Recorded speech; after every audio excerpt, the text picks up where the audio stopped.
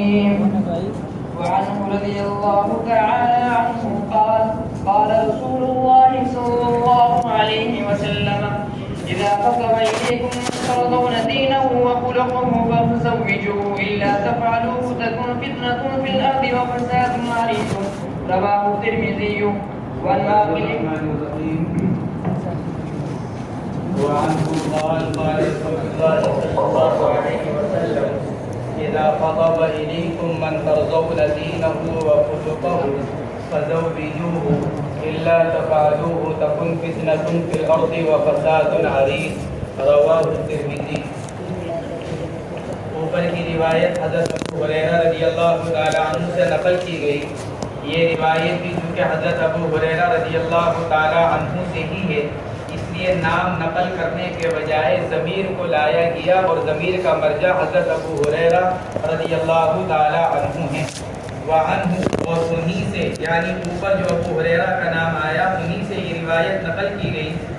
فرماتے ہیں کہ رسول اللہ صلی اللہ علیہ وسلم نے ارشاد فرمایا: جب پیغام دے تمہاری طرف وہ آدمی کہ جس کے دین اور جس کی معاشرت سے تم راضی ہو، من ترضون دینہ و خلقہ، دین یعنی دیانت داری، دینہ ای دیانتہ و خلقہ ای معاشرتہ، جس کے رہن سہن سے، جس کی دیانت داری سے، اخلاق معاملات سے تم جس سے راضی ہو. اگر ایسا کوئی آدمی تمہاری بیٹی سے، تمہاری بہن سے، تمہاری بھانجی بھتیجی، کسی تمہارے محرم رشتہ دار سے اگر کوئی پیغام دے رہا ہے تو اس سے اس کا نکاح کر دو. فزوجوہ، اس کا نکاح کر دو اس سے. الا تفعلوہ، اگر تم ایسا نہیں کرو گے، یعنی معقول رشتہ آنے کے باوجود، دیندار رشتہ آنے کے باوجود اگر تم رشتہ داری قائم نہیں کرو گے، کس وجہ سے؟ دنیاوی اعتبار سے کمزور ہونے کی وجہ سے، تکن فتنہ فی الارض، تو بھی یہ تمہارا نکاح نہ کرنا یہ فتنہ بنے گا زمین میں. وفساد عریض ای کثیر، عریض ای ذو عرض، ذو عرض بمعنی کثیر، اور بڑے فساد کا ذریعہ بنے گا، بہت فساد مچے گا. یہ فرمایا نبی کریم علیہ السلام نے. اذا خطب الیکم من ترضون دینہ، اس حدیث میں محدثین فرماتے ہیں اللہ کے نبی علیہ السلام کفاءت کا مسئلہ بیان فرما رہے ہیں. اذا خطب الیکم من ترضون دینہ و خلقہ، گویا کہ اگر کوئی آدمی دیندار ہے اور وہ اپنا رشتہ تمہارے ہاں دے رہا ہے تو تم اس سے اپنی بیٹی کا یا بہن کا نکاح کر دو. معلوم ہوا کہ نکاح کے اندر صرف دینداری کو دیکھا جائے. اوپر کی آیت فظفر بذات الدین، دینداری والے کے ساتھ کامیابی حاصل کرو، تو گویا کہ اس میں کفاءت کا مسئلہ بیان کیا گیا. حضرت امام مالک رحمۃ اللہ علیہ کا مذہب یہی ہے کہ کفاءت صرف دینداری کے اندر معتبر ہے، بس اس کے علاوہ کسی اور چیز میں دینداری نہیں دیکھی جائے گی. یہ حضرت امام مالک رحمۃ اللہ علیہ کا مذہب. اس روایت سے بھی استدلال کیا. ایک دوسری روایت بھی آتی ہے، حضور پاک علیہ السلام نے ارشاد فرمایا کہ الناس سواسیۃ کاسنان المشط، الناس سواسیۃ کاسنان المشط، مشط سے کنگھی، تمام لوگ برابر ہیں جیسے کنگھی کے دانے برابر ہوتے ہیں. کنگھی کنگا سر میں کرنے کا جو ہوتا ہے اس کے سارے دانے برابر ہوتے ہیں. اللہ کے نبی علیہ السلام ارشاد فرما رہے ہیں الناس سواسیۃ کاسنان المشط لا فضل لعربی علی عجمی، کسی عربی کو کسی عجمی پر کوئی فضیلت حاصل نہیں. انما الفضل بالتقوی، اگر کسی کو کسی پر برتری حاصل ہے تو وہ کس وجہ سے؟ اس کے تقوی کی وجہ سے، دینداری کی وجہ سے. ان روایات سے حضرت امام مالک رحمہ اللہ نے استدلال کیا. لیکن جمہور علماء کفاءت کا اعتبار کرتے ہیں، اور ان طرح کی روایات کا جواب یہ دیا الناس سواسیۃ کاسنان المشط، اس کا جواب یہ دیا گیا کہ اس کا تعلق احوال آخرت سے ہے. آخرت کے اعتبار سے تمام انسان برابر ہیں، اور آخرت کے اعتبار سے جو فضیلت اور برتری حاصل ہوگی وہ تقوی اور دیانت داری کی وجہ سے. اس سے بھی امام مالک نے استدلال کیا ہے. اللہ کے نبی علیہ السلام ارشاد فرما رہے ہیں من ترضون دینہ و خلقہ، دیانت داری معاشرت، لیکن اس کا جواب یہی دیا گیا اللہ کے نبی دینداری کے ساتھ ساتھ خلق کا لفظ بھی تو استعمال فرما رہے ہیں، خلق بمانا معاشرت، تو معاشرت کے اندر تو کئی چیزیں آ گئی، اس لیے حضرت امام مالک رحمۃ اللہ علیہ کا اس روایت سے اپنے مذہب پر استدلال وہ تام نہیں، کیونکہ اس سے فریق مخالف بھی استدلال کر سکتا ہے لفظ خلق کی وجہ سے۔ جمہور علماء اسی کے قائل ہیں کہ کفاءت کا اعتبار ہے اور کئی چیزوں میں اعتبار ہے۔ کفاءت کے معنی آتے ہیں لغت کے اندر برابری، کفا یکفو برابری، اصطلاح شریعت کے اندر اس برابری کو کہا جاتا ہے کہ جس میں مرد اور عورت دونوں برابر ہوں یا مرد عورت کے مقابلے پر اعلیٰ ہو۔ کفاءت کا اعتبار مرد کی طرف سے کیا جاتا ہے کہ مرد عورت کے برابر ہونا چاہیے، عورت مرد کے برابر ہو یا نہ ہو۔ اگر عورت مرد سے ادنا درجے کی کوئی فرق نہیں پڑتا، لیکن مرد اگر عورت سے ادنا درجے کا ہوگا تو فرق پڑتا ہے، اس لیے کہ عورت کو پھر آر دلائی جاتی ہے مرد کے ادنا ہونے کی وجہ سے، اس لیے کفاءت کا جو اعتبار کیا جاتا ہے وہ مرد کی جانب سے نہ کہ عورت کی جانب سے۔ نیز کفاءت کا اعتبار ابتدائے عقد میں ہوتا ہے، جب نکاح ہو رہا ہے تو دونوں برابر ہو، نکاح ہو جانے کے بعد اگر کمتری آ گئی تو اس سے کوئی فرق نہیں پڑتا۔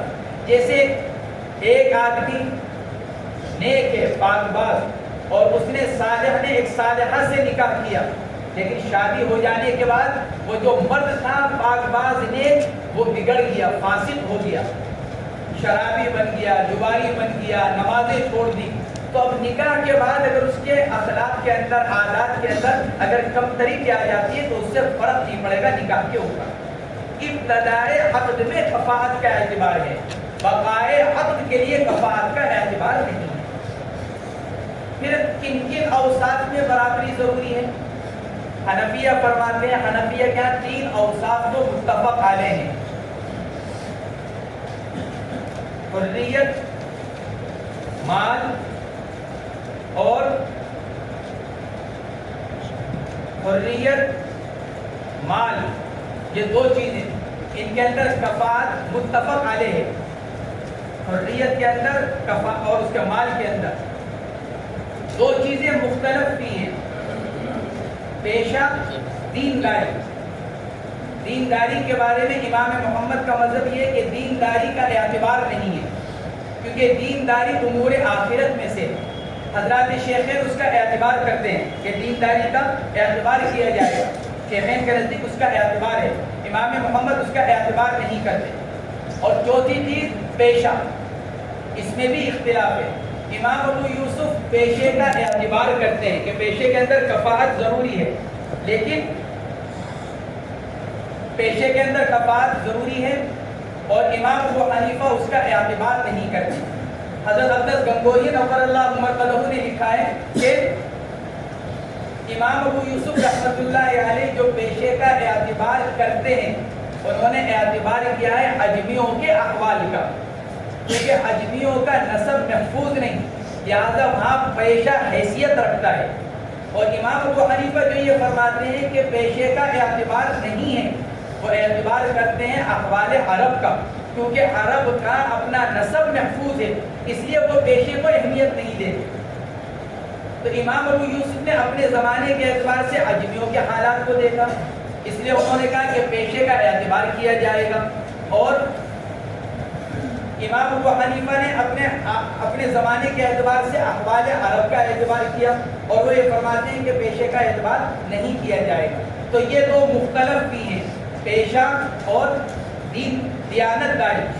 دیانت داری میں امام محمد کا اختلاف، شیخین کہتے ہیں دیانت داری کا اعتبار کیا جائے گا، اور دوسرا مختلف بھی چیز پیشہ، اس میں امام ابو حنیفہ اور امام ابو یوسف کا اختلاف، اور تین چیز متفق علیہ، اس میں دو بتلائیں گے، ایک حریت اور ایک حریت مال، اور تیسری چیز بیان کی گئی ہے نسب۔ یہ تین چیزیں متفق علیہ ہیں کہ ان کا اعتبار حنفیہ کے ہاں متفق علیہ ہے۔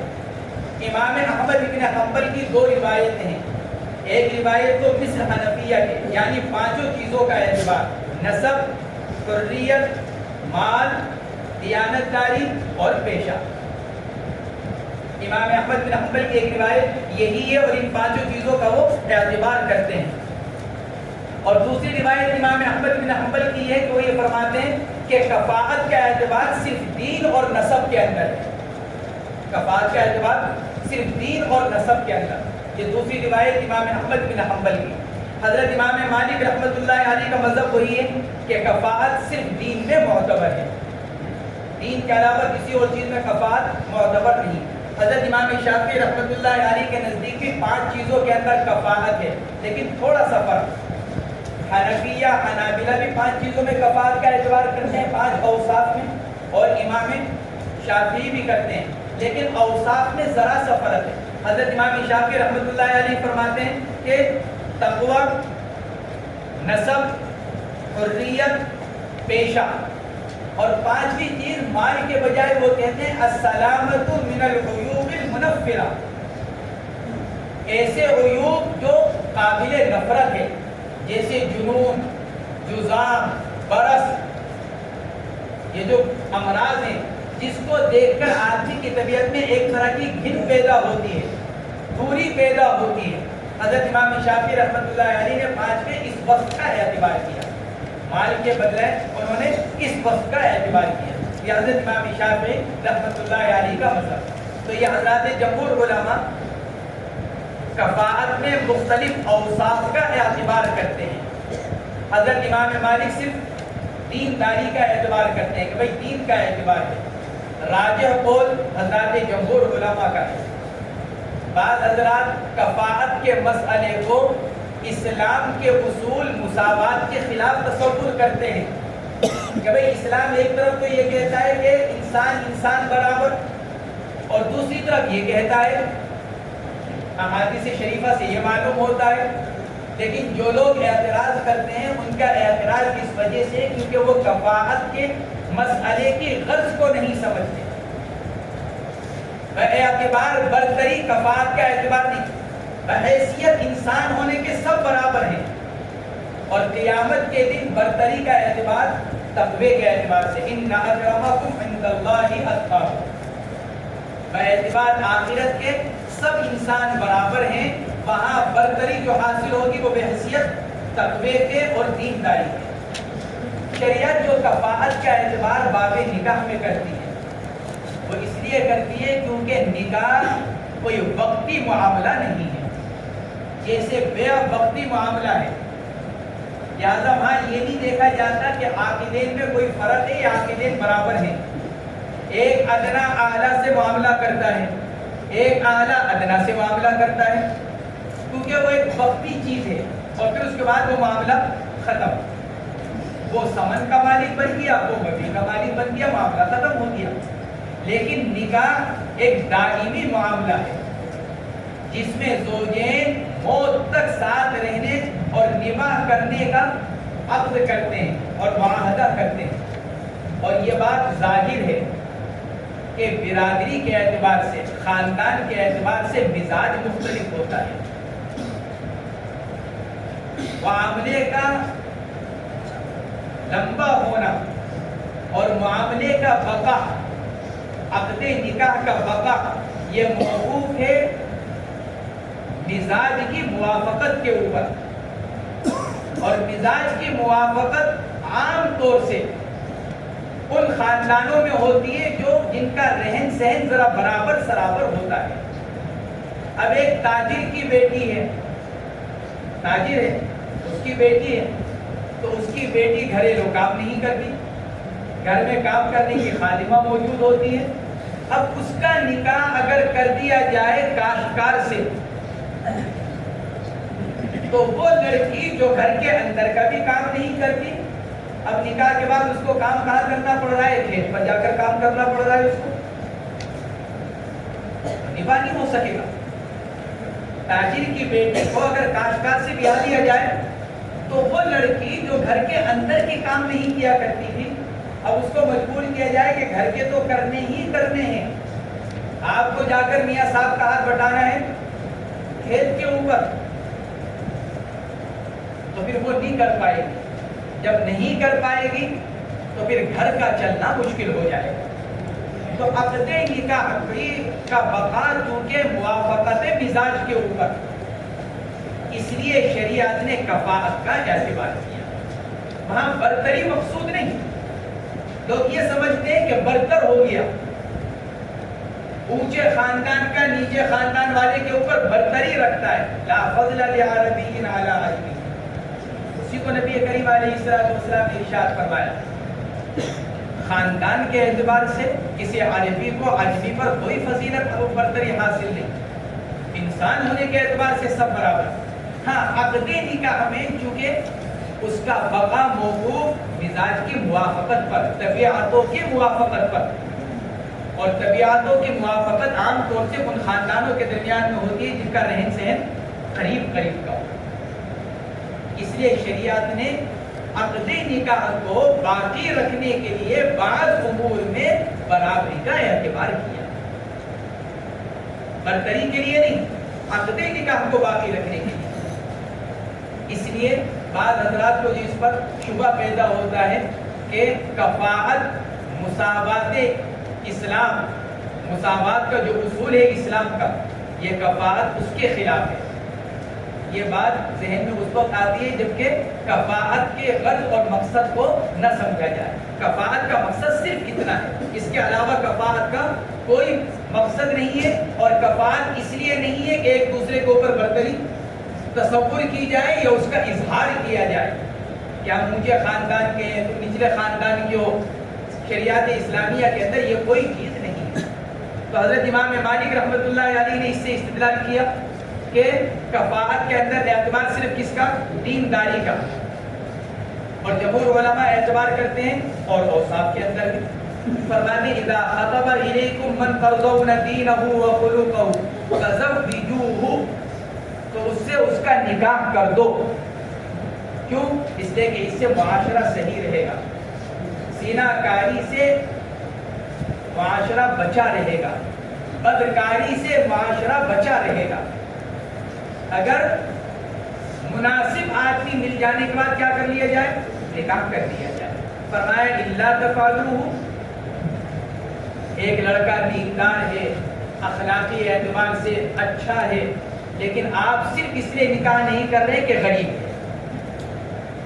ایک لڑکی اچھی ہے، پڑھی لکھی ہے، شکل و صورت کی بھی اچھی، لیکن آپ اس لیے اس کے یہاں پیغام نہیں دے رہے کہ باپ جہیز دینے کے لائق نہیں ہے. تو فرما رہے الا تفعلوہ، اگر تم ایسا نہیں کرو گے اور صرف دنیا داری کی وجہ سے نکاح کو چھوڑو گے تو پھر کیا ہوگا؟ بہت سی عورتیں بغیر نکاح کے رہ جائیں گی، بہت سے مرد بغیر نکاح کے رہ جائیں گے.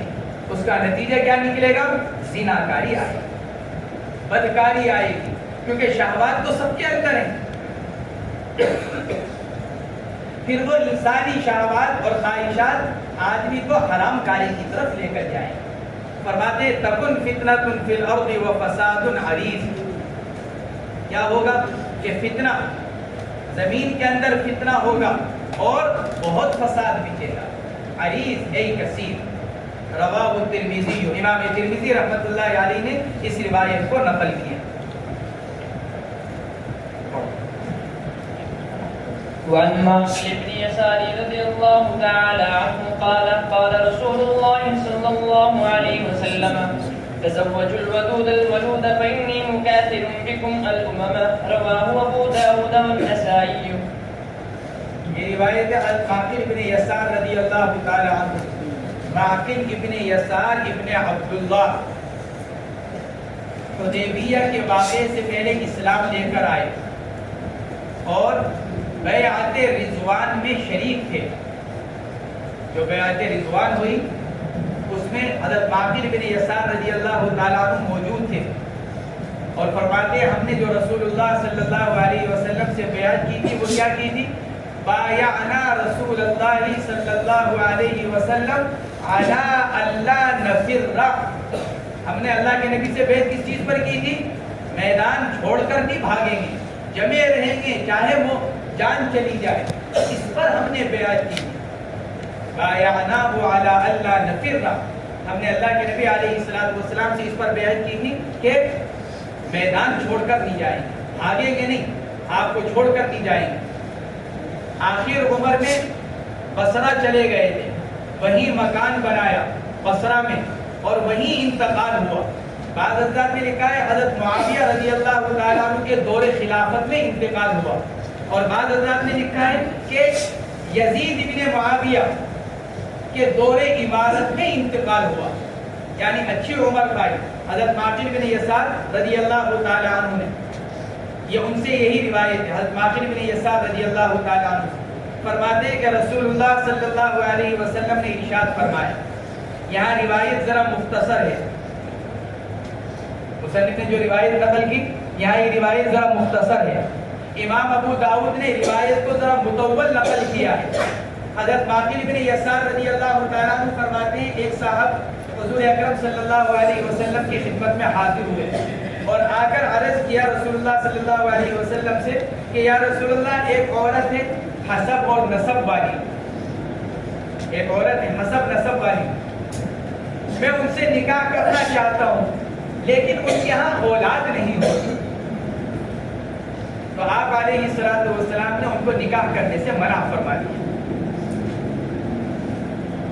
پھر دوبارہ آئے، پھر یہی عرض کیا یا رسول اللہ ایک حسب نسب والی عورت ہے، تو اس نے صورت والی عورت ہے، صورت بھی اچھی ہے، نسب بھی اونچا ہے، میں اس سے نکاح کرنا چاہتا ہوں لیکن ان کے ہاں بچہ نہیں ہوتا. آپ علیہ السلام نے پھر ان کو نکاح کرنے سے منع فرما دیا.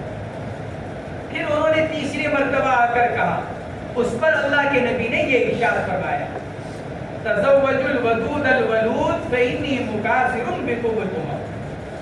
ارے بھائی نکاح کرو کس سے؟ محبت کرنے والی عورت سے اور بچہ جننے والی عورت سے. ودود زیادہ بچہ جننے والی، ودود زیادہ محبت کرنے والی.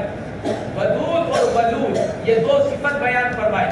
ایسی عورت سے نکاح کرو جس کے اندر یہ دو اوصاف پائے جا رہے ہوں، ودود بھی ہو ولود بھی ہو. تزوج الودود الولود، دونوں اوصاف کا اعتبار ضروری ہے کیونکہ محبت کرنے والی ہوگی تو گھر اچھا رہے گا اور اولاد والی ہوگی تو نکاح کا مقصد حاصل ہوگا. محبت ہوگی آدمی اپنی شہوت کو پورا کرے گا دل جمعی سے، محبت نہیں ہوگی تو آدمی گھر کے باہر اپنی شہوت کو پورا کرنے کی کوشش کرے گا. محبت بھی ہو اور ولود بھی ہو، بچہ جننے کے لائق اور قابل بھی ہو. کہ کیوں؟ کیونکہ نکاح کا مقصد کیا ہے؟ تحصیل اولاد. اور تحصیل اولاد کیوں؟ تاکہ رسول اللہ صلی اللہ علیہ وسلم کل قیامت کے دن امت کی کثرت پر فخر کر سکے. فإنی مکاثر بکم الامم، اس لیے کہ میں فخر کرنے والا ہوں گا تمہارے اوپر اور امتوں پر، تمہارے ذریعے سے یعنی تمہاری کثرت کے ذریعے سے. فإنی مکاثر بکم الامم، رواہ ابو داؤد والنسائی. یہ دو اوصاف بیان کیے گئے، الودود الولود، کہ محبت کرنے والی بھی ہو اور بچہ جننے والی بھی ہو. سوال یہ پیدا ہوتا ہے کہ یہ کیسے معلوم ہوگا کہ بچہ جننے والی ہے؟ اگر سیبہ ہے پھر تو معلوم ہو سکتا ہے، لیکن اگر کماری عورت سے نکاح کیا جا رہا ہے تو یہ کیسے معلوم ہوگا کہ یہ زیادہ بچہ جننے والی ہے یا اس کے ہاں بچہ نہیں ہوگا؟ محبت کا تعلق تو یہ ہے کہ جب کماری عورت سے نکاح کیا جاتا ہے تو عام طور سے کماری لڑکی شوہر سے محبت کرتی ہے، لیکن ولود کا پتہ کیسے چلے گا؟ محدثین نے لکھا ہے اس کا پتہ چلے گا اس کے خاندان کی دیگر عورتوں سے، کیونکہ عام طور سے قریبی رشتہ داری جن عورتوں میں ہوتی ہے تو ایک کا اثر دوسرے کے اندر ضرور آتا ہے. اگر خاندان میں اکثر عورتوں کے ہاں بچے ہیں، اس کے ہاں بھی بچہ ہوگا، اور اگر اس خاندان کے اکثر عورتوں کے ہاں بچے ہی نہیں ہیں، 4-5 بہنیں ہیں، 2-3 بہنوں کا نکاح ہو چکا لیکن ان کے ہاں بچہ نہیں ہے، تو اندازہ یہ ہے کہ اس کے ہاں بھی نہیں ہوگا. یہ محدثین نے لکھا کہ اندازہ لگایا جا سکتا ہے اس کا کیسے؟ اس کے خاندان کی قریبی عورتوں کے ذریعے سے، اس کی بہنوں کے ذریعے سے، اس کی خالہ کے ذریعے سے، ماں کی بہن خالہ، کیونکہ خالہ اسی خاندان کی ہے، اس کی پھوپھی کے ذریعے سے، باپ کی بہن، ان قریبی رشتہ دار عورتوں کے ذریعے سے اس کا اندازہ لگایا جا سکتا ہے۔ تو تزوج الودود الولود فإني مکاثر بكم الامم، فرماتے ہیں امام ابو داؤد اور امام نسائی رحمۃ اللہ علیہ نے اس روایت کو نقل کی۔ وعن عبد الرحمن بن سالم بن عتبة بن عمير بن ساعدة الأنصاري عن أبي جده عن أبيه عن جده رضي الله تعالى عنه قال قال رسول الله صلى الله عليه وسلم عليكم بالأبدان فإنهن أعذب وأفواها وأنتق ورحاما وأرضى باليسير، رواه ابن ماجة مرسلا۔ وعن عبد الرحمن بن سالم بن عتبہ، بعض نسخوں کے اندر عتیبہ ہے، عتیبہ غلط ہے، عتبہ صحیح ہے، میرے نسخے کے اندر بھی عتیبہ ہی ہے، یہ کاتب کی غلطی ہے کتابت کی، صحیح عتبہ ہے۔ عتبہ بن عویب بن ساعدۃ الانصاری عن ابیہ عن جدہ رضی اللہ تعالی عنہ، حضرت عبد الرحمن بن سالم بن عتبہ ابن عویب بن ساعدہ یہ روایت کرتے ہیں اپنے باپ سے، یعنی عبد الرحمن اپنے باپ سالم سے، اور وہ اپنے باپ یعنی عبد الرحمن کے دادا عتبہ سے نقل کرتے ہیں۔ تو عن ابیہ کا مصداق سالم اور عن جدہ کا مصداق عتبہ، عن ابیہ عن جدہ، ابیہ و جدہ دونوں کی ضمیر لوٹ رہی ہے عبد الرحمن کی طرف، عبد الرحمن اپنے باپ سے اور پھر وہ اپنے دادا سے، یعنی عبد الرحمن اپنے باپ کے واسطے سے اپنے دادا سے نقل کر رہے ہیں عتبہ سے۔ اور عتبہ کون ہے؟ عویم ابن ساعدہ صحابی کے بیٹے، حضرت عویم ابن ساعدہ صحابی ہیں، یہ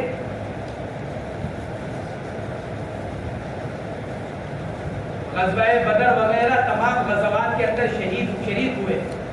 حضرت عویم ابن ساعدہ انصاری رضی اللہ تعالی عنہ، بعض حضرات نے لکھا ہے حضور پاک علیہ السلام کے زمانے میں ہی ان کا انتقال ہوا،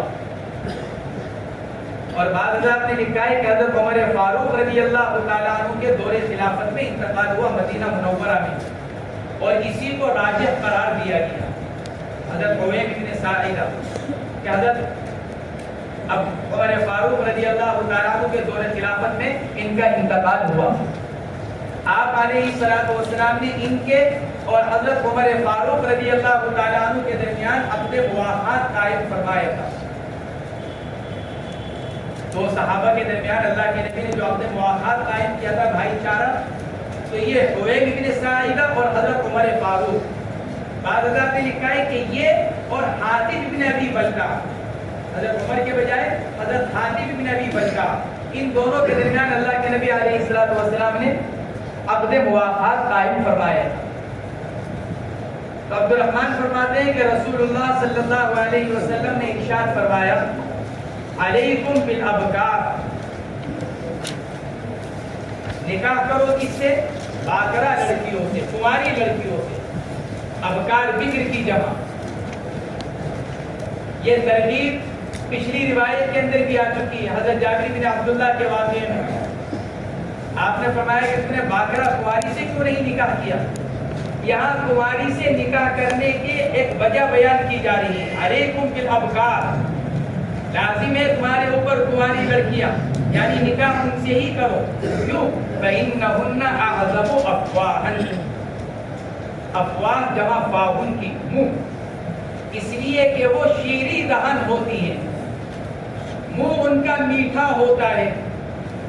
ایک مطلب تو اس کا یہ بیان کیا گیا، یعنی ان کی بات نرم ہوتی ہے، کلام ان کا نرم ہوتا ہے۔ جب آدمی نرمی سے بات کرتا ہے تو کیا کہا جاتا ہے؟ بڑے فلاں آدمی کی زبان بڑی میٹھی ہے۔ کیا مطلب؟ یعنی نرم بات کرتا ہے، فلاں آدمی کی زبان بڑی میٹھی ہے۔ تو بعض حضرات نے اس کے معنی یہی لکھے، فإنہن اعظم افواہا، اس لیے کہ ان کا منہ بڑا میٹھا ہے، یعنی زبان اور کلام ان کا بڑا میٹھا۔ بات جو کرتی ہیں وہ نرم کرتی ہیں، اچھا کرتی ہیں، گویا کہ زبان درازی ان کے اندر نہیں ہوتی، شرم و حیا کی وجہ سے شوہر کے سامنے زبان درازی نہیں کرتی۔ بعض مستثنا ہوتی ہیں، مستثنیات تو ہر جگہ ہوتی ہیں، بعض ایسی بھی ہوتی ہے جو پہلی رات ہی زبان چلانی شروع کر دیتی ہے، مستثنیات تو ہر جگہ ہیں، لیکن عمومی اعتبار سے فرمایا جا رہا ہے، کیونکہ حکم جو بیان کیا جاتا ہے وہ عموم کے اعتبار سے، اکثر کے اعتبار سے۔ فَإِنَّهُنَّ أَعْزَبُ أَفْوَاهًا، اور دوسرا مطلب بعض حضرات نے لکھا ہے کہ منہ بول کر تھوک مراد ہے، اعزب افواہ، افواہ جمع فا کی، فا بمانا منہ، بعض حضرات نے لکھا ہے منہ بول کر تھوک مراد ہے۔ عرب حضرات جب کسی کے تھوک کی مٹھاس کو بیان کرتے ہیں تو منہ کو بیان کرتے ہیں کہ فلاں آدمی کا منہ بڑا میٹھا ہے، یعنی اس کے تھوک بڑا لذیذ ہے، لذت والا۔ تو کماری عورت کے ایک یہی وجہ بیان کی جا رہی ہے کہ آدمی کو گویا کہ اس کی طرف رغبت زیادہ ہوتی ہے، فَإِنَّهُنَّ أَعْزَبُ أَفْوَاهًا، گویا کہ اس کو پیار کرنے میں آدمی کو لطف محسوس ہوتا ہے، برخلاف سیبہ کے، یعنی بیاہیہ عورت کے، جس کو اس کا پہلے شوہر طلاق دے چکا ہو یا پہلے شوہر کا انتقال ہو چکا ہو، تو جس عورت کا دوسرا نکاح کیا جا رہا ہے اس کے مقابلے پر کماری عورت سے اگر نکاح کیا جائے آدمی کی اس کی طرف رغبت زیادہ ہوتی ہے، برخلاف سیبہ کے، کیونکہ آدمی کے ذہن میں بہرحال یہ بات رہتی ہے کہ یہ وہ عورت ہے جس کو پہلے بھی ایک مرد چھو چکا ہے، اس سے قربت کر چکا ہے، اس لیے فرمایا فَإِنَّهُنَّ أَعْزَبُ أَفْوَاهًا وَأَنْتَقُ أَرْحَامًا، انتقو نطق ينطق، باب نصر ينصر سے اس کے معنی آتے ہیں پھینکنا، نطقن پھینکنا، وَأَنْتَقُ أَرْحَامًا، اس لیے کہ ان کا رحم بہت زیادہ بچے پھینکنے والا ہوتا ہے، انتقو ارحام، بعض حضرات نے انتقو کے معنی لکھے اوسع، رحم کے اندر وسعت زیادہ ہوتی ہے، باقرہ عورت کے ہاں بچے زیادہ ہوتے ہیں، کیوں؟ اس لیے کہ ان کا رحم مرد کے نطفے کو جلدی قبول کرتا ہے، برخلاف سیبہ کے، اس لیے فرمایا انتقو ارحامًا، بچہ دانی جس کے اندر بچہ بنتا ہے، رحم بچہ دانی میں حرارت گرمی زیادہ ہوتی ہے، اور بچہ جو بنتا ہے وہ گرمی میں بنتا ہے، اس لیے تم نے دیکھا ہوگا مرغی کو، کبوتر کو ہر وقت وہ اپنے انڈے کے اوپر بیٹھ کر اس کو گرمی پہنچاتے ہیں، اور اگر جانوروں کے نیچے سے بھی اگر انڈوں کو نکالا جاتا ہے تو ان کو گرماہٹ کے تحت نیچے رکھا جاتا ہے، جتنی زیادہ گرماہٹ ہوگی اتنی جلدی اور اچھا بچہ تیار ہوگا۔ محدثین فرماتے ہیں انتقو ارحامًا، تمہاری لڑکی کے بچہ دانی میں گرماہٹ زیادہ ہوتی ہے، گرمی، اس لیے وہ مرد کے نطفے کو جلدی قبول کرتا ہے، یا اس کے اندر شہوت زیادہ ہوتی ہے اس لیے وہ مرد کے نطفے کو کھینچتا ہے، یہ فرمایا جا رہا ہے وَأَنْتَقُ أَرْحَامًا اے أَوْسَعُ أَرْحَامًا، نطق کے معنی پھینکنا، گویا کہ باقرہ عورت کا رحم زیادہ بچے پھینکنے والا ہوتا ہے، یعنی زیادہ بچہ جننے والی وہ عورت ہوتی ہے، اس لیے فرمایا انتقو ارحامًا وَأَرْضَى بِالْيَسِيرِ، اور وہ راضی ہو جاتی ہے تھوڑے پر، یہ تیسری صفت بیان کی، پہلی صفت بیان کی نرم مزاج ہوتی ہے، نرم کلام ہوتی ہے، دوسری صفت بیان کی کہ بچہ زیادہ ہوتے ہیں، تیسری صفت بیان کی جا رہی ہے تھوڑے پر راضی ہو جاتی ہے، تھوڑا کیا؟ تھوڑے وقت پر راضی ہو جاتی ہے، آپ اس کو اگر تھوڑا وقت بھی دیں گے اپنی مشغولی کی وجہ سے، اپنے کاروبار کی وجہ سے، اپنی تعلیم کی وجہ سے، وہ اس پر بھی راضی ہو جائے گی، آپ اگر اس کے خرچے کے اندر کمی کر کر آپ اس کو تھوڑا بھی دیں گے اس پر بھی راضی ہو جائے گی، وَأَرْضَى بِالْيَسِيرِ، وہ تھوڑے پر راضی ہو جاتی ہے، برخلاف کس کے؟ سیبہ کے، چونکہ وہ پہلے شوہر کے پاس سے آئی ہے تو وہ دوسرے شوہر کی ہر چیز کا موازنہ اور مقابلہ پہلے شوہر سے کرتی ہے، تم تو مجھے اتنا وقت دیتے ہو، پہلے والا تو اس سے زیادہ دیا کرتا تھا، تم مجھے مہینے میں 5,000 روپے دیتے ہو تو مجھے 10,000 روپے دیا کرتا تھا۔ تو یہ عورت دوسرے شوہر کا موازنہ ہمیشہ پہلے شوہر سے کرے، اس لیے فرمایا ارضا بالیسیر، اے بالیسیر اے القلیل، یسیر بمعنی قلیل، تھوڑے پر راضی ہو جاتی ہے۔ اب تھوڑا وقت ہو، تھوڑی قربت ہو، تھوڑا طعام ہو، تھوڑا لباس ہو، تھوڑا خرچہ ہو، بہرحال یہ کیا ہو جائے گی؟ یہ تھوڑے پر راضی ہو جائے گی، اور تھوڑی بات پر بھی راضی ہو جائے گی۔ آپ اس سے 15-20 منٹ ہی بات کریں گے، اس کے لیے اتنا بھی کافی ہو جائے گا۔ اس لیے فرمایا وَأَرْضَى بِالْيَسِيرِ، رواہ ابن ماجہ، امام ابن ماجہ رحمۃ اللہ علیہ نے اس روایت کو نقل کیا۔ سوال یہ پیدا ہوتا ہے، فرمایا وَأَنْتَقُ أَرْحَامًا، یہ بھی تو کہا جا سکتا تھا وَأَكْثَرُ أَوْلَادًا، بات تو وہی رہتی، انتقو ارحامن کہا جا سکتا تھا وَأَكْثَرُ أَوْلَادًا، تو یہاں رحم کا اطلاق اولاد ہی کے اوپر کیا ہے۔ انتقو ارحام سے مراد اکثر اولادن ہی ہے، گویا کہ ارحام کا اطلاق کیا جا رہا ہے اولاد کے اوپر، دونوں کے درمیان مناسبت ہونے کی وجہ سے، کیونکہ بچہ کہاں سے آئے گا؟ رحم سے۔ جس عورت کا رحم نہیں ہوگا یا رحم کے اندر کوئی گڑبڑی ہوگی، رسولی نکل آئی، کچھ اور پریشانی پیش آ گئی، بچہ ہی نہیں ہوگا۔ گویا کہ رحم دانی بچہ، اگر رحم دانی ٹھیک ہے تو بچہ ہوگا، رحم دانی خراب ہے تو بچہ نہیں ہوگا۔ لیکن یہ صرف ظاہری اسباب ہیں، بعض اوقات ایسا بھی ہو سکتا ہے کہ ظاہری اسباب سب کچھ موجود ہو پھر بھی بچہ نہ، کیوں؟ اس لیے کہ اسباب میں اثر ڈالنے والی ذات اللہ ہے۔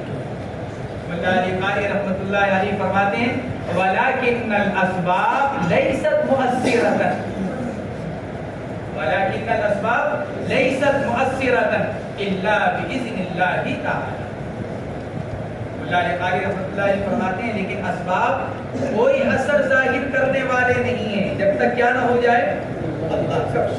ایک آدمی نے کنواری عورت سے نکاح کیا، محبت کرنے والی بھی ہے، اس کی دوسری بہنوں کے ہاں بہت سارے بچے ہیں، کسی کے ہاں 2، کسی کے ہاں 3، کسی کے ہاں 4، لیکن اس کے نہیں ہو رہے ہیں، کیوں؟ اس لیے کہ اسباب تابع ہیں کس کے؟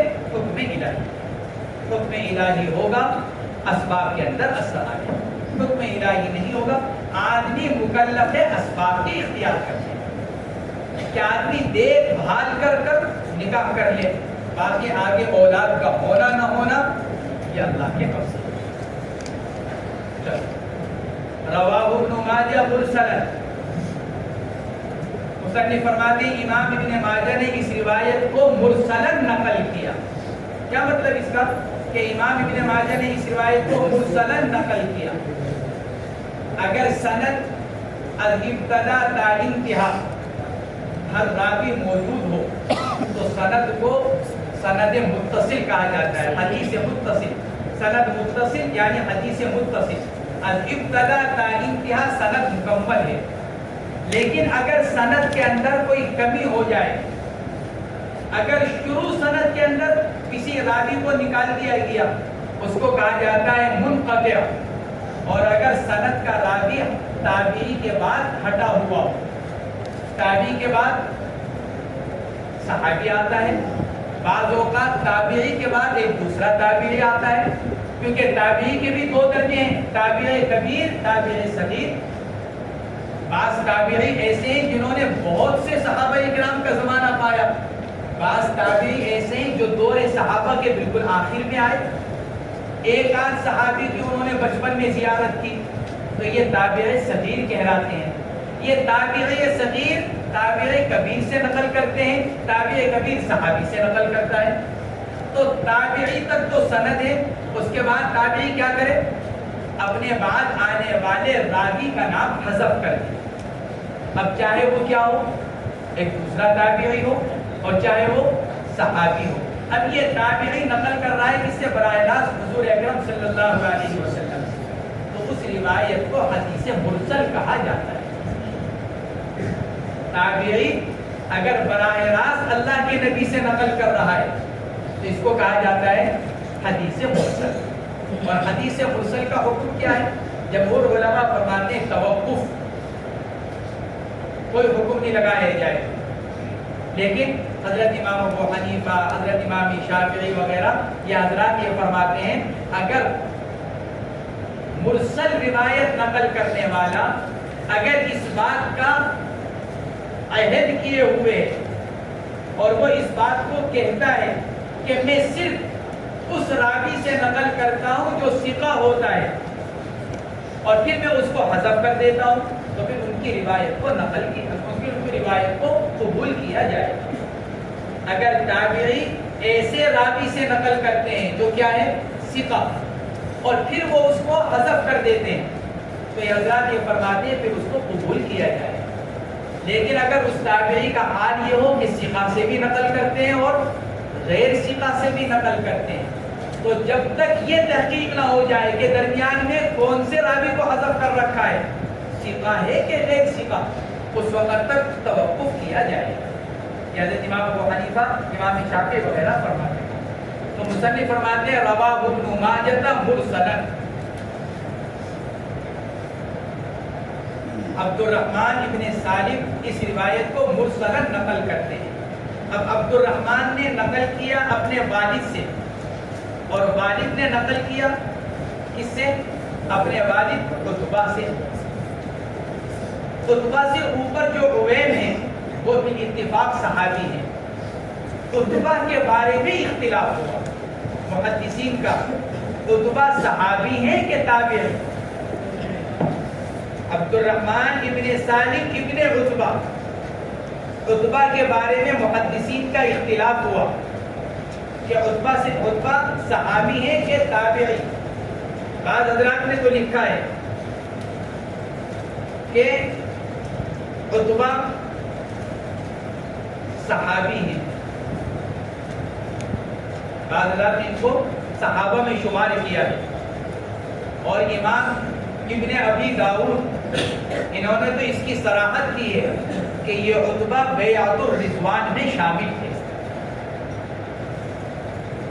اگر عتبہ صحابی ہیں تو پھر یہ روایت مرسل نہیں ہوئی، پھر تو یہ روایت کیا ہو گئی؟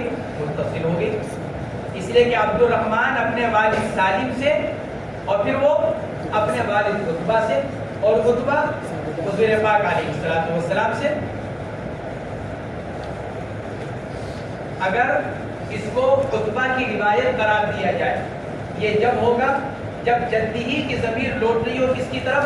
عتبہ کی طرف، یعنی عبد الرحمن کی طرف۔ اور اگر جدی ہی کی ضمیر کو لوٹایا جائے سالم کی طرف، عبد الرحمن ابن سالم ابن عتبہ، ہم نے بتایا کہ ابی ہی کی ضمیر اور جدی ہی کی ضمیر لوٹ رہی ہے عبد الرحمن کی طرف، تو ابی ہی کی ضمیر سے مراد سالم اور جدی ہی کی ضمیر سے مراد عتبہ۔ پھر عتبہ کے بارے میں اختلاف ہوا کہ وہ صحابی ہیں کہ غیر صحابی۔ جن حضرات نے ان کو صحابی قرار دیا تو حدیث متصل ہو گئی، اور جن حضرات نے ان کو تابعی قرار دیا تو حدیث مرسل ہو گئی۔ اسی اعتبار سے کہا انہوں نے کہ رواہ ابن ماجہ مرسلا۔ بعض حضرات یہ فرماتے ہیں کہ جدی ہی کی ضمیر عبد الرحمن کی طرف نہیں لوٹ رہی بلکہ جدی ہی کی ضمیر لوٹ رہی ہے سالم کی طرف، ان ابی ہی ان جدی ہی۔ عبد الرحمن اپنے والد سے نقل کرتے ہیں اور سالم اپنے دادا سے نقل کرتے ہیں۔ تو سالم کے دادا کون ہوئے؟ عویم، والد عتبہ اور دادا عویم۔ اس اعتبار سے یہ روایت کس سے ہوئی؟ عویم ابن ساعدہ سے۔ اس اعتبار سے روایت عویم ابن ساعدہ سے، اور عویم ابن ساعدہ بالاتفاق صحابی ہے۔ تو مصنف فرماتے ہیں رواہ ابن ماجہ مرسلا۔ امام طبرانی رحمۃ اللہ علیہ کی تحقیق یہی ہے کہ یہ روایت عتبہ سے نہیں ہے بلکہ یہ روایت عویم سے ہے، عویم ابن ساعدہ۔ گویا کہ وہ یہ فرماتے ہیں کہ جدی کی ضمیر عبد الرحمن کے بجائے سالم کی طرف لوٹ رہی ہے، اور جد سے مراد سالم کے دادا عویم ابن ساعدہ انصاری رضی اللہ تعالی عنہ۔ تو رواہ ابن ماجہ مرسلا۔ الفصل الثالث عن ابن عباس رضي الله تعالى عنهما قال قال رسول الله صلى الله عليه وسلم لم تر للمتحابين مثل النكاح. فصل ثالث بتایا گیا تھا کہ مصابیح السنہ کے اندر دو ہی فصل تھی. صاحب مشکات نے تیسری فصل کا اضافہ کیا اور اس تیسری فصل کے اندر مختلف کتابوں سے موضوع سے متعلق روایات نقل کی. موضوع سے متعلق جو روایات تھی جن کو صاحب مصابیح السنہ نے نقل نہیں کیا تھا, صاحب مشکات نے مختلف کتابوں سے, سنن سے اور دیگر کتابوں سے روایات نقل کی. تیسری فصل کی پہلی روایت عبداللہ ابن عباس رضی اللہ تعالی عنہما سے. عبداللہ ابن عباس ابن عبد المطلب ابن ہاشم ابن عبد مناف, حضور پاک علیہ السلام کے چچزاد بھائی. ان کے علم کی وجہ سے ان کو بحر, حبر الامہ, ترجمان القرآن ان کا لقب. ان کو ترجمان القرآن بھی کہا جاتا ہے, ان کو حبر الامہ بھی کہا جاتا ہے. امت کے عالم, حبر امت کے عالم. حضور پاک علیہ السلام کے زمانے میں پیدا ہوئے. کب؟ جب اللہ کے نبی علیہ السلام اپنے گھر والوں کے ساتھ شعاب ابی طالب میں محصور تھے. مکہ مکرمہ میں شعاب ابی طالب میں محصور رہے. ایک لمبے زمانے تک آپ کا پورا خاندان بائیکاٹ کیا تھا قریش نے. حضور پاک علیہ السلام کا اور آپ کے خاندان کا قریش نے اور اہل عرب نے بائیکاٹ کیا تھا. تو اس بائیکاٹ کے زمانے میں عبداللہ ابن عباس رضی اللہ تعالی عنہما کی پیدائش. حضور پاک علیہ السلام کے پاس ان کو لایا گیا. آپ نے ان کی تحنیک فرمائی, یعنی اپنا لعاب مبارک ان کے منہ میں ڈالا.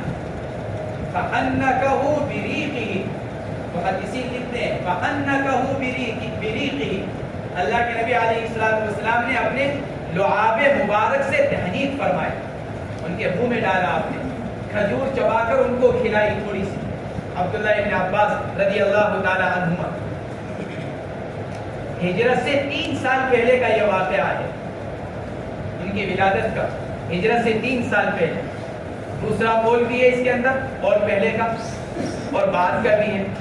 ان کے حالات کے محدثین نے لکھا ہے عبداللہ ابن عباس نے 2 مرتبہ حضرت جبرائیل کو دیکھا, اور وہ اس طرح دیکھا کہ حضرت عباس رضی اللہ تعالیٰ عنہ نے کسی کام سے ان کو, چونکہ بچے تھے مدینہ منورہ ہجرت فرمانے کے بعد, جب اللہ کے نبی ہجرت فرما کر مدینہ منورہ آ گئے تو چھوٹے بچے تھے, کیونکہ ہجرت سے 3 سال پہلے یا 4 سال پہلے یا 5 سال پہلے ان کی ولادت ہوئی.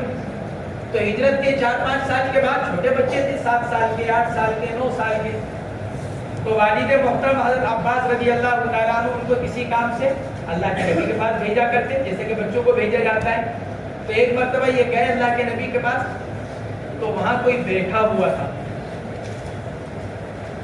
ایک صاحب بیٹھے ہوئے تھے. حضرت عبداللہ ابن عباس واپس آئے اور آ کر اپنے ابا جان سے عرض کیا کہ اللہ کے نبی کے پاس تو کوئی بیٹھا ہوا ہے. اچھی بات. پھر کسی موقع پر حضرت عباس نے عرض کیا, یا رسول اللہ عبداللہ کو بھیجا تھا آپ کے پاس, لیکن انہوں نے دیکھا کہ آپ کے پاس کوئی بیٹھا ہوا ہے تو واپس آ گئے. آپ نے ارشاد فرمایا کہ جبرائیل تھے. گویا کہ عبداللہ ابن عباس نے حضرت جبرائیل کو دیکھا. محدثین نے لکھا ہے ان کے حالات میں کہ انہوں نے 2 مرتبہ حضرت جبرائیل کو دیکھا ہے انسانی شکل. حضرت عبداللہ ابن عباس رضی اللہ تعالی عنہما. حضور پاک علیہ السلام نے ان کے لیے 2 مرتبہ دعا بھی فرمائی, اللہم علمہ الکتاب والحکمہ. آپ نے 2 مرتبہ ان کے حق میں دعا فرمائی. خود فرماتے ہیں کہ ایک مرتبہ اللہ کے نبی نے مجھے اپنے سینے سے یوں چپٹا ہے, ضمنی رسول اللہ صلی اللہ علیہ وسلم. اللہ کے نبی نے مجھے ایک مرتبہ یوں سینے سے چپٹا ہے, اور سینے سے چمٹا کر پھر آپ نے دعا کی, اللہم علمہ الحکمہ. حکمت, حکمت کی تفسیر میں 2 قول بتلائے گئے تھے پہلے. بعض حضرات نے لکھا ہے کہ حکمت سے مراد وَيَتْلُو عَلَيْهِمْ آيَاتِهِ وَيُزَكِّيهِمْ وَيُعَلِّمُهُمُ الْكِتَابَ وَالْحِکْمَةَ. حکمت کی تفسیر میں 2 قول بتلائے گئے تھے. بعض حضرات نے لکھا ہے کہ حکمت سے مراد غیر منصوص احکامات، اور امام شافعی رحمۃ اللہ علیہ فرماتے ہیں حکمت سے مراد سنت۔ ہمارے شیخ رحمۃ اللہ علیہ فرمایا کرتے تھے دونوں قول میں کوئی تنافی نہیں ہے، کیونکہ نبی علیہ الصلوۃ والسلام نے اپنی سنت کے ذریعے سے غیر منصوص احکامات کی تعلیم اور منصوص احکامات کی تشریح، یہ دونوں کام کیے ہیں اللہ کے نبی علیہ الصلوۃ والسلام نے۔ سنت کے ذریعے یعنی حدیث کے ذریعے منصوص احکامات کی تشریح اور غیر منصوص احکامات کی تعلیم، یہ اللہ کے نبی نے دونوں کام کیے ہیں۔ تو اللہ کے نبی نے حضرت عبداللہ کے لیے دعا فرمائی اپنے سینے سے لگا کر، اللہم علمہ الحکمہ، اے اللہ ان کو حکمت سکھا دیجیے۔ حضرت عمر فاروق رضی اللہ تعالیٰ عنہ کے زمانے میں جب کوئی مشکل مسئلہ پیش آتا، کوئی مشکل مسئلہ، تو لکھا ہے کسی کو نہیں بلاتے، عبداللہ ابن عباس کو بلاتے۔ بڑے بڑے صحابہ موجود تھے لیکن سب کو چھوڑ کر عبداللہ ابن عباس رضی اللہ تعالیٰ عنہ کو بلایا کرتے اور فرمایا کرتے تھے اس مشکل مسئلے کو حل کرنے کے اہل بس آپ ہی ہو۔ حالانکہ عمر تھے، حضرت عمر فاروق ہیں، لیکن یہ فرمایا کرتے تھے کہ انت لہا ولی امثالہا، آپ ہی اس جیسے مشکل مسائل کے اہل ہو، آپ ہی حل کر سکتے ہیں۔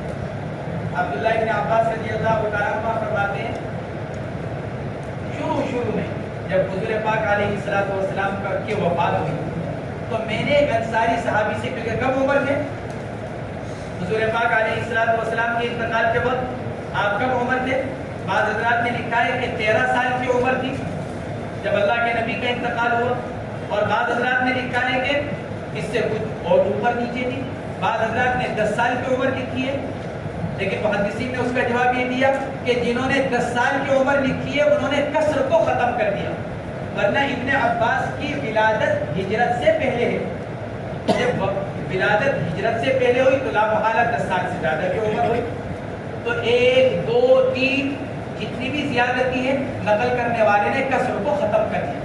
تو ابن عباس فرماتے ہیں کہ اللہ کے نبی علیہ السلام کی وفات کے بعد میں نے اپنی عمر کے ایک انصاری صحابی سے کہا آؤ ابھی تو بڑے بڑے صحابہ موجود ہیں، ہم ان سے علم حاصل کر لیں، ہمیں یہ علم کام دے گا۔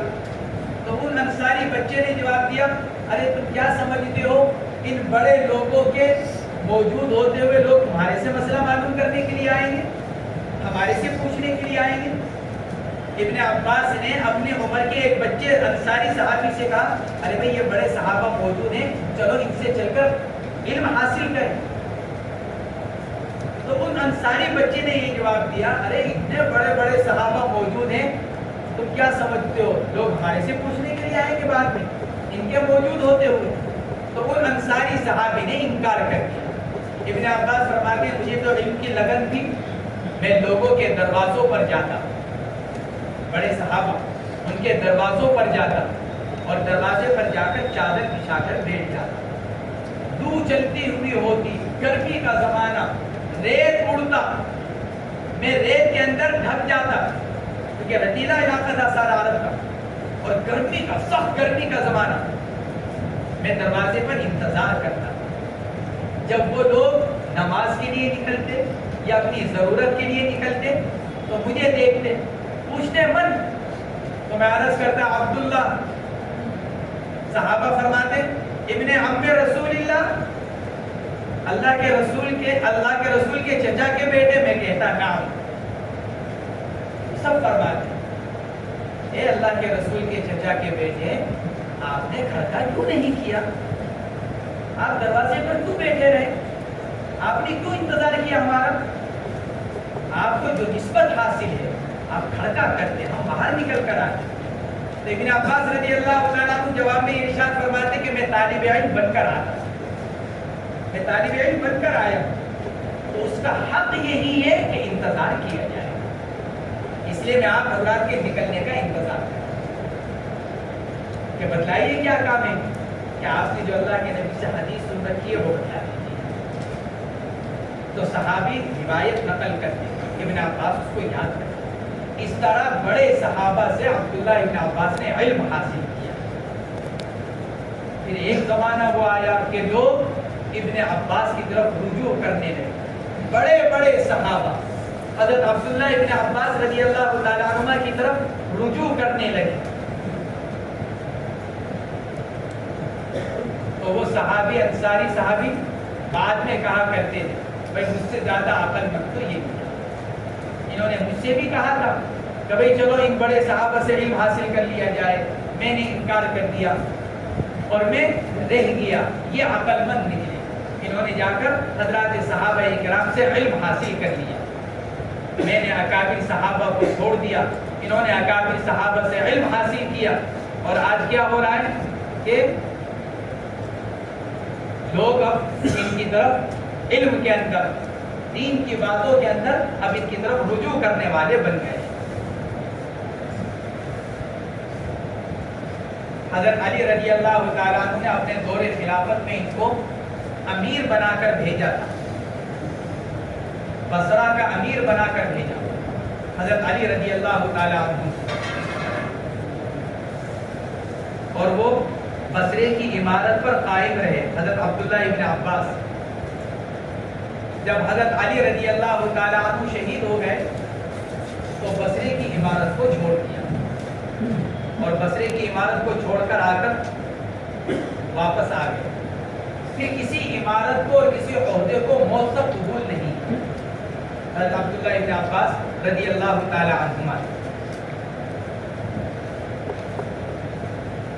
اللہ نے بڑے علم سے نوازا تھا لیکن بڑے رونے والے عبداللہ ابن عباس۔ شعیب ابن درہم کہتے ہیں میں نے عبداللہ ابن عباس رضی اللہ تعالیٰ عنہ کے رخسار پر رونے کی کثرت کی وجہ سے یہاں 2 نالیاں بنی ہوئی تھی، اتنا روتے تھے، آنسو اتنے بہتے تھے کہ یہاں 2 نالیاں سی بن گئی۔ کثرت سے جب پانی بہتا ہے تو کیا ہوتا ہے، باریک سی نالی سی بن جاتی ہے۔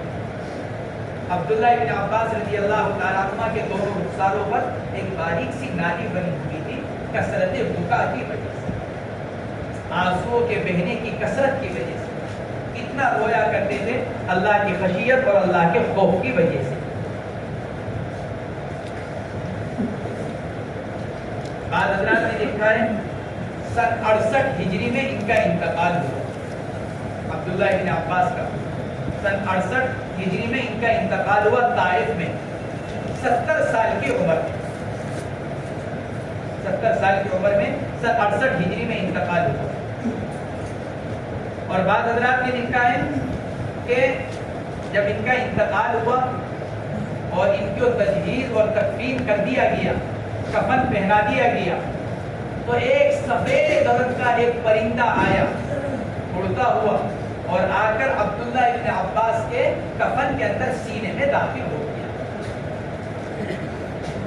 جب تجہیز و تکفین سے فراغت ہو گئی، جنازہ رکھا ہوا تھا، تو ایک سفید رنگ کا پرندہ آیا اور آ کر سینے میں ان کے داخل ہو گیا۔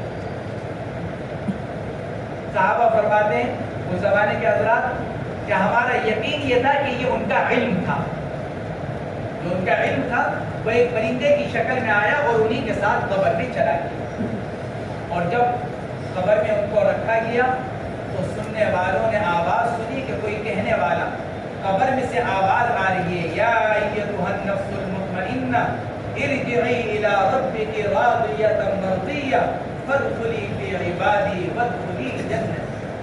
جب عبداللہ ابن عباس رضی اللہ تعالیٰ عنہ کو رکھا گیا قبر میں تو سننے والوں نے یہ آواز سنی، جیسے حضرت عمر فاروق رضی اللہ تعالیٰ عنہ کے بارے میں آواز آئی تھی۔ جب ان کا جنازہ لایا گیا اور مسجد نبوی میں رکھا گیا، اور اس وقت انہوں نے تاکید کی تھی اپنے صاحبزادے حضرت عبداللہ کو کہ میرا جنازہ لے جانے کے بعد پھر کیا کرنا، اما جان حضرت عائشہ سے ایک مرتبہ اور اجازت لے لینا حجرہ مبارکہ میں میرے دفن کیے جانے کی۔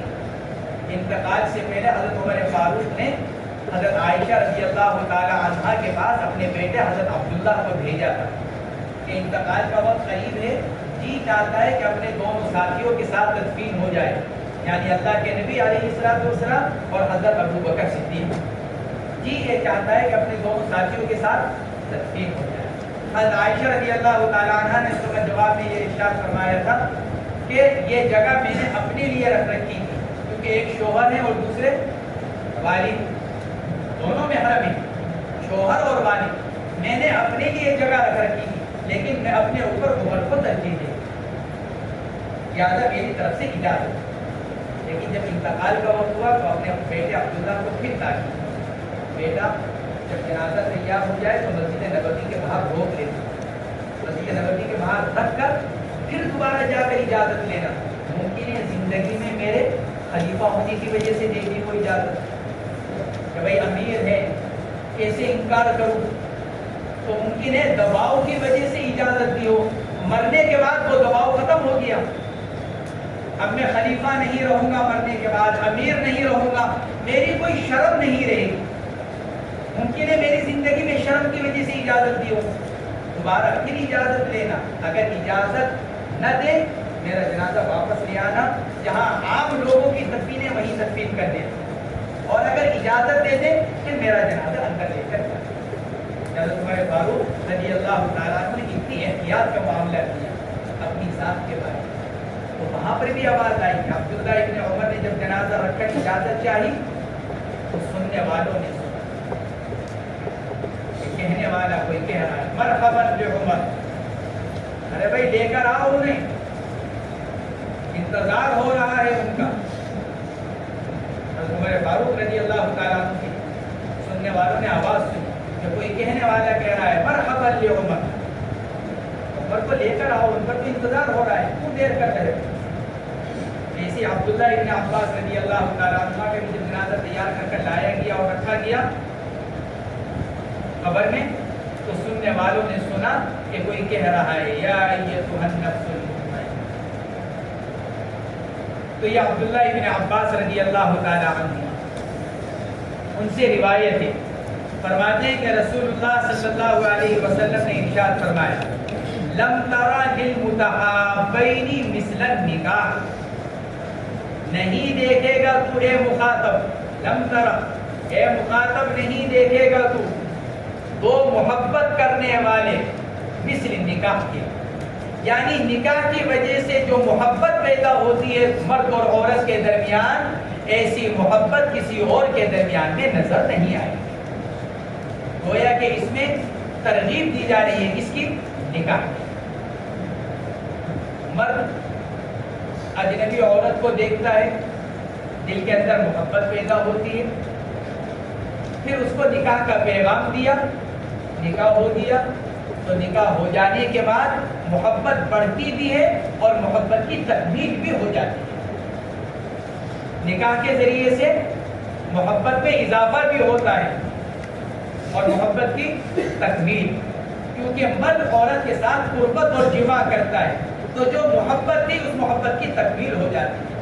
اس لیے حدیث پاک میں فرمایا جا رہا ہے لم ترى للمتحابین مثل النکاح، مثل النکاح مفعول ثانی ہے، محدثین نے لکھا ہے مفعول اول محذوف ہے، لم ترى للمتحابین مثل النکاح، مثل النکاح مفعول ثانی اور مفعول اول محذوف، ای لم ترى ایھا السامع ما تزید به المحبت مثل النکاح، مفعول اول گویا کہ محذوف، نہیں دیکھے گا تو اے سامع، اے ناظر، اے دیکھنے والے، اے سننے والے، دو محبت کرنے والے کہ جس سے ان کی محبت میں اضافہ ہوتا ہو، کس کے معنی؟